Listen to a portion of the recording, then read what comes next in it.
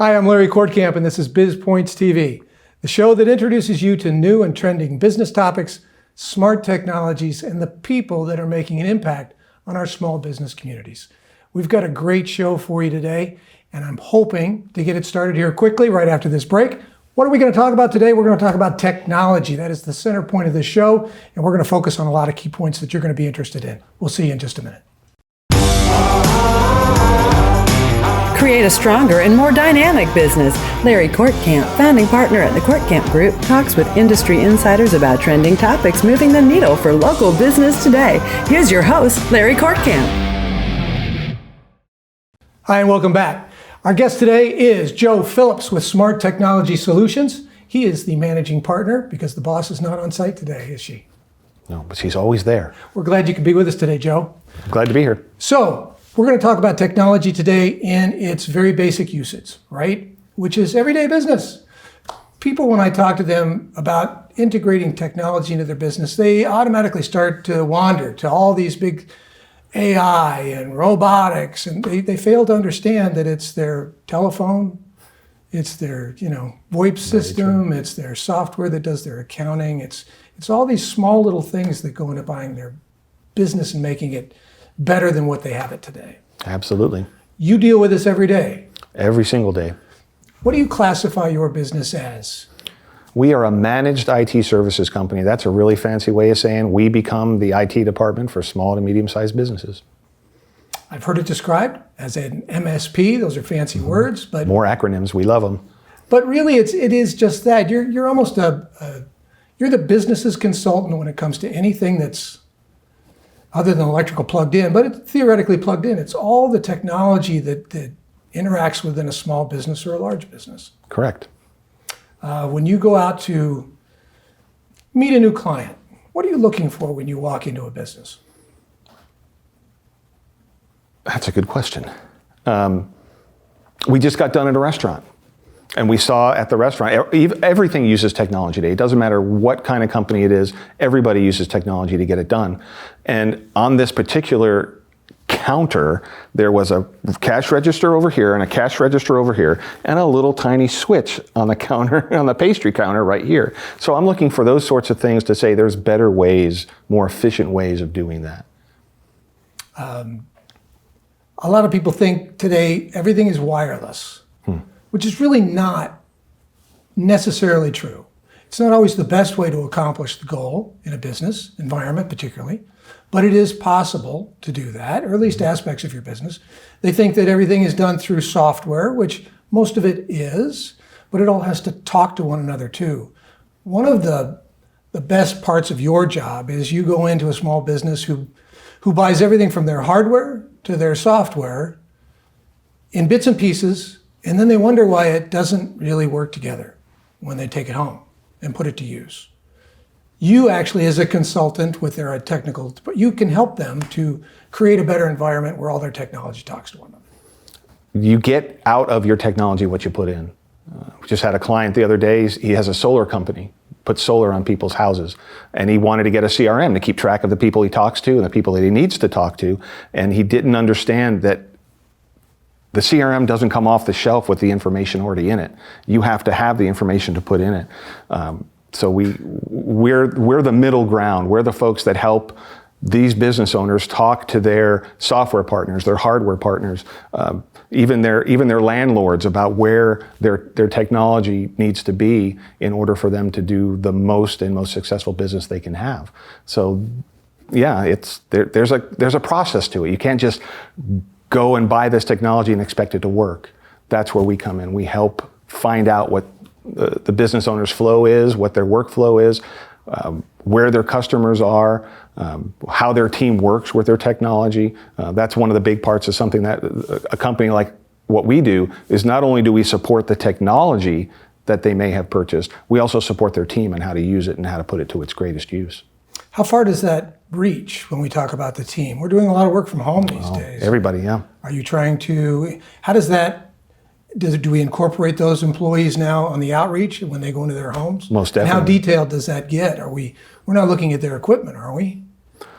If it's company owned and we manage it, absolutely. Yeah. But the unknowns, the intangibles are the fact that, well, whatever their internet provider is from their house, how secure is their Wi-Fi at their house, how many of their neighbors are streaming Netflix when they're trying to work. All these factors come into play, and a lot of people don't realize that those things affect internet speeds. They affect everything. Even in an office environment, when we have people that switch from maybe an analog phone system, and for those of you, that's the old POTS lines, right? Plain old telephone system. Plain old telephone service. That's the hard wire coming out of your wall. But we're going to transition that business now to something that's digital or online.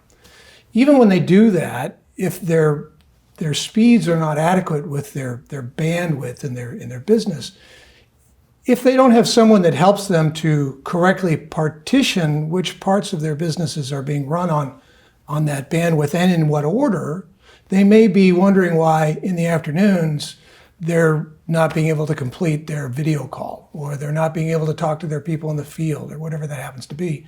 And it could be because Joey's in the other office watching his Netflix. Game of Thrones. Yeah, and he's stealing all the bandwidth from the business, and they don't understand why it's affecting their telephone service. Now their phone systems are out.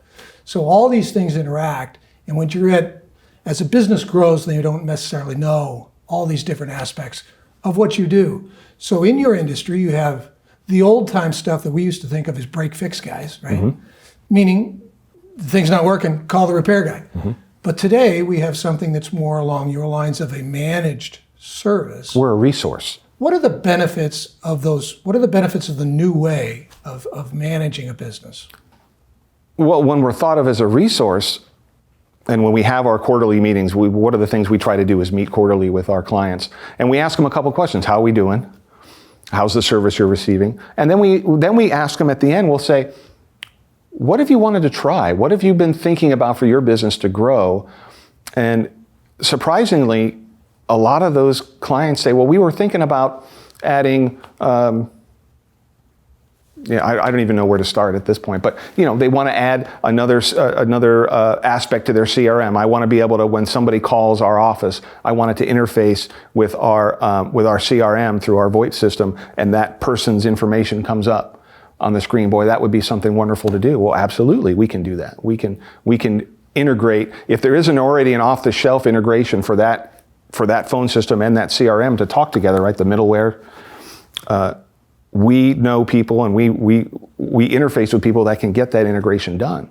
And then all of a sudden we have a client that says, wow, I was just shooting something out of my hip to see if it was possible. Sure, it's possible, but you never know until you ask those questions. And you mentioned something, middleware. People don't necessarily understand what that even means or what that takes into account.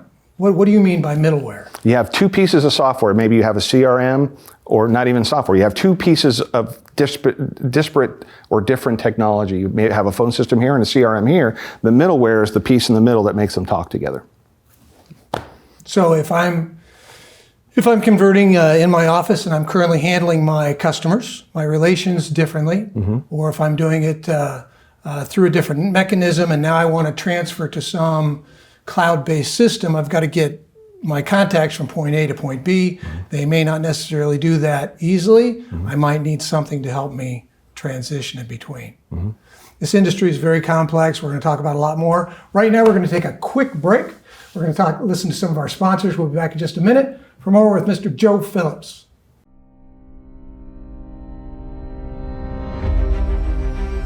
My American dream is to help you stay healthy and energized so you can live your American dream. Our American dream is equipping future generations of American dreamers. My American dream is to protect my community so they can live their American dream. My American dream is to bring you some spice and flavor to your life. Our American dream is ensuring what's most valuable to you. Our American dream is creating opportunities for healthcare providers so they can have their American dreams. My American dream is serving our business community and advocating for all of your American dreams.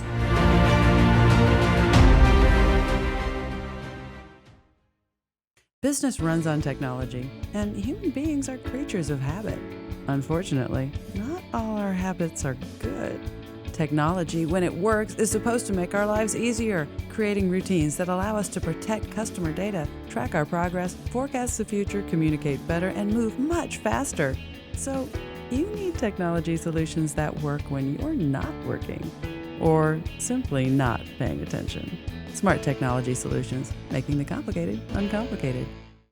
And we're back talking today with Mr. Joe Phillips, Smart Technology Solutions. Joe, we've talked about a couple of negatives in that first aspect, and obviously this is a very optimistic business. New technologies coming down the pike that's just incredible. New speeds, 5G, all these things. There's so many ways that technology can improve a business. It's almost hard to talk about all of them.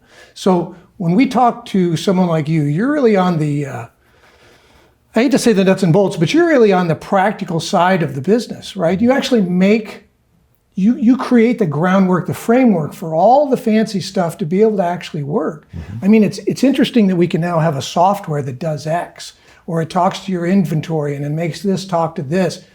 But somebody's got to make all that actually have a freeway or a roadway to run on. And that's really what you do. And it has to be maintained. So you've got to make sure that the company, the business, the person, whatever, has all the tools they need in order to make the business work. Absolutely. And if we do our jobs correctly, nobody even knows it. It just works. I've heard you say that before. They better not know I've been there, right? The technology has to be invisible for it to be effective. If somebody's got to think about all these things, I didn't boot up the server this morning. Oh, I didn't do this. I didn't do that. It's not being effective. And when you're monitored and maintained, when you're a client of ours or any MSP, we see that sort of thing come in on our tickets, on our alert system, and we just fix it. And then our clients just see these marks on their, or these entries on their invoices saying, oh, he fixed the server, he fixed this, he fixed that. And that's the things that we go over on the we actually had a small quarterly meetings fella, too. and he said he got into the office every morning at 5 because he disconnected from his ISP, his server, his provider of internet services during the middle of the night, every night. And he had to come make sure that the server booted up in the morning. And it's like, what are you doing? Well, the best way to have the most secure network is to shut it off. Keep it off the network, and it's the most secure you can ever have. There are more efficient ways to do that nowadays with cybersecurity and firewalls and so on and so forth. Plus, we monitor those so we know if anybody was trying to go in. So we could have made things a little bit easier and nicer for that particular client had we known about it. But I think the industry obviously makes it difficult for a lot of reasons too. Some of it is it's inherent to the business. It is technology. It's complicated, and some things are difficult to understand. But a lot of it is promotion and marketing as well. I mean, they seem to want it to be not easily understood. But some of the new things that are going to be available to us to make sure that our people in the field are communicating well with our software package back at the main office. How many times does data talk or is manually manipulated by a person? If we can limit that. There's so many different ways that you can assist a company in making their business more efficient. it's innumerable. But we need to know that business. That's what we do. We have to talk to them and find out what their flows are, and what their workflow is, how their clients work, how their customers, how their team members work, and what they need to do to get their job done. Well, actually, it's customers too, I guess, depending on the business. Yeah, depending on who they interface with, correct. So we touched lightly on Wi-Fi. What do you do when you do Wi-Fi? What does that really mean? We work with a company, it's as with anything, you can spend as little or as much as you want. There are some big players in that space. There's also some more hungry companies that offer a lot, that do some really great things. And this particular company, can I say them? Can I mention them? Or it's called Ingenious Technologies. They're based out of California. They have this great tool. So all I need is a floor plan. All me and my techs need is a floor plan, and we can come up with an amazingly detailed map of the Wi-Fi, where the access points go, what the channelization will look like. A lot of people don't realize, they think they can just go buy an access point and then it just works. But access points, Wi-Fi signals, it's like a cell phone or an old cordless phone from back in the day. They don't like walls, they don't like cement, they don't like metal. This is a Faraday cage, if anybody wanted to get into some really crazy things. It just keeps signals from bouncing all around. And we can come up with a detailed map based on the floor plan and based on the obstacles that we put in on the floor plan and stuff like that, where the access points need to go. And a lot of people don't realize, and I think we've spoken about this before, access points can go up to 2,000 square feet, but the walls and the glass and the mirrors and everything else diminishes that greatly. So all of a sudden, their 4,000 square foot space, they need 4 access points. Well, they might not have known that. Well, access points are great. They give you wireless, but those access points have to be wired. They have to be wired in. So we work with strategic partners on the low voltage cabling side to make sure all those access points are strategically located and powered up and ready to go. And then once they're all in there, it just works, no matter where you go. You just brushed over something that people don't even think about. Well, I thought it was wireless. Well, it kind of is, but it kind of is not. Kinda. You've got this office here that's 8,000 square feet, and you've broken it up into 500 different offices. A lot of walls, a lot of windows. So we need what we think of it as access point, and everyone has to be wired. Right. They don't think about having to wire that into the space. If they want good Wi-Fi, they have to do it that way. If they Well, then why don't they're I happy just with use the little- wires? Good question, because there's so many. Have you ever heard the term "bring your own device"? The BYOD. Everybody's got their own device. Everybody's got their own tablet. Everybody's got their own phone. Everybody's got their own laptop, and typically they're going to be wireless. In fact, none of the new laptops nowadays really even have the old wired connection that we're used to seeing from 20, 25 years ago. Speaking of the new laptops, so I saw the great special at the local retail store over the weekend. I can get a brand new laptop for $499. How many did you buy? I'm going to go down and buy it. How many did you buy? 10? Unfortunately for you and for most business owners, you buy that laptop. It's a great deal. Don't get me wrong. It's a great deal. But it's really only designed to last a year. It's what they call a loss leader. It's a consumer grade product. It's great for checking email. It's great for maybe posting on Facebook every once in a while. Great for ordering on Amazon. Watching OBBM on YouTube is great. But really for doing business work, it's probably only going to last you 12 months, maybe 18 months at the best, and that's as long as the manufacturer stands behind it. So what we sell our clients, and what most MSPs worth their salts sell their clients, are devices designed to go for 3 years, the full life cycle. What makes the difference? Is it the components? It's the components, it's the processor, it's how long the company itself is willing to stand behind it.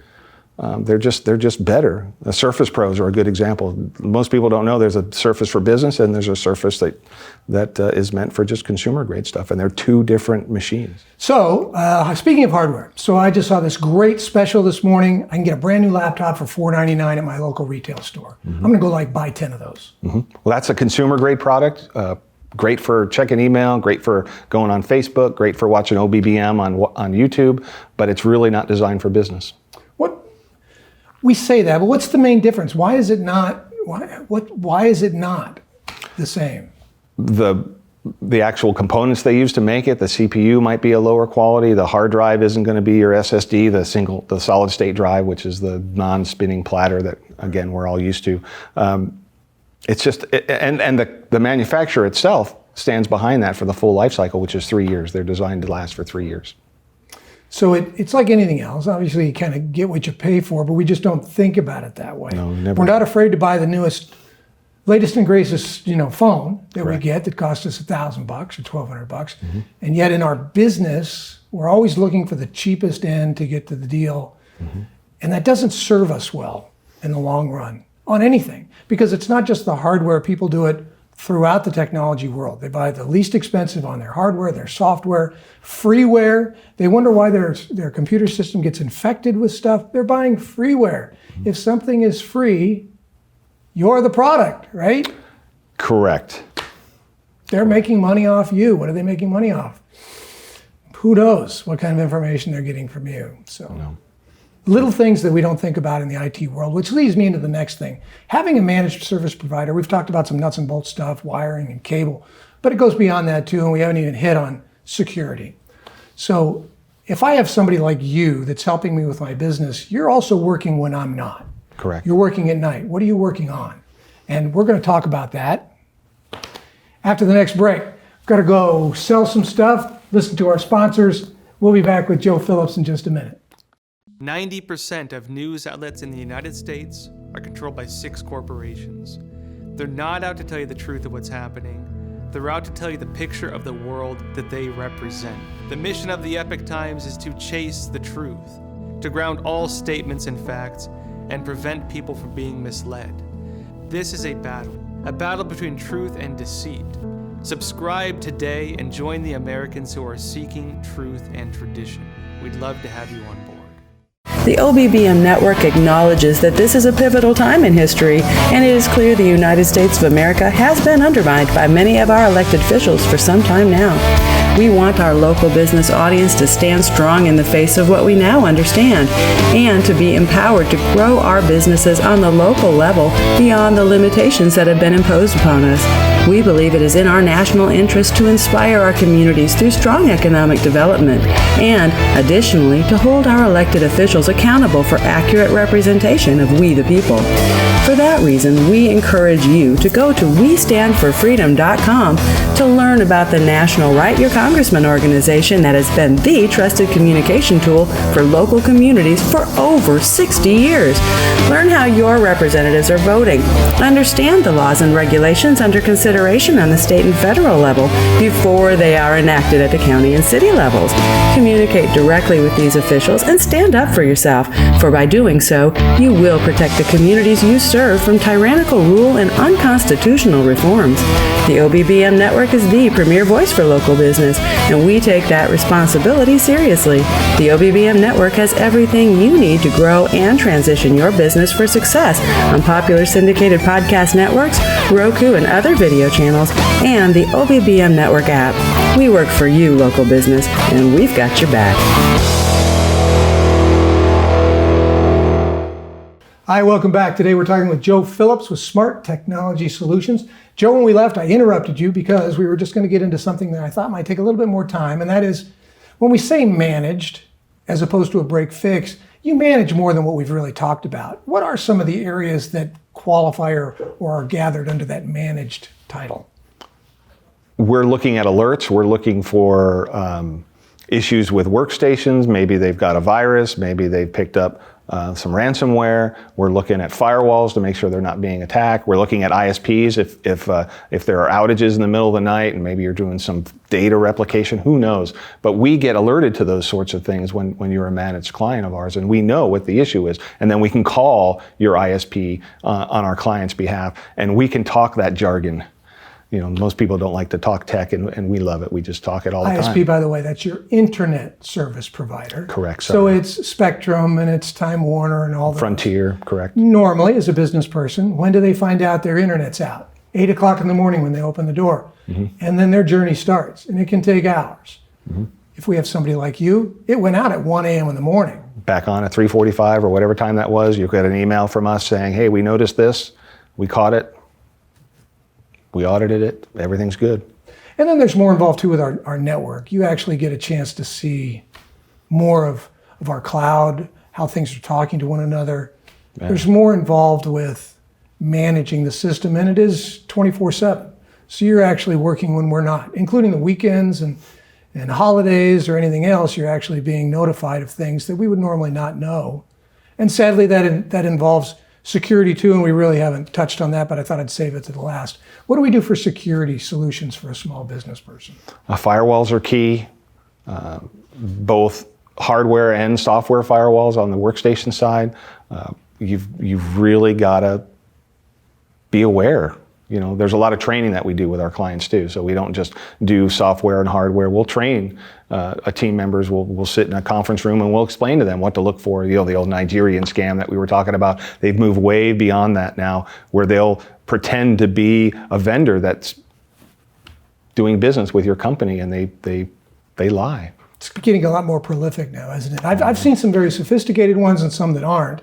Where sophisticated to me is when you really cannot, it's very difficult to tell that this is not from FedEx, mm-hmm. or it's not from whatever that happens to be. Mm-hmm. Some are not so complicated where it says, hi, I'm Julie at FedEx. You can reach me at julie.com or julie@hotmail.com.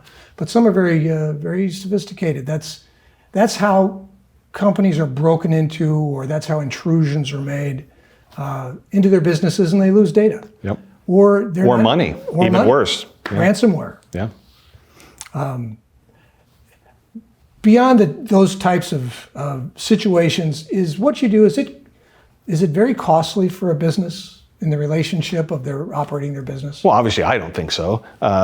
Usually, it's much cheaper to hire somebody like us with a whole team of an IT department than it is to hire one guy that might be good at one certain thing and not good at some of the other issues of IT. So you wind up getting our entire breadth of knowledge for much cheaper than it would be to hire a single person.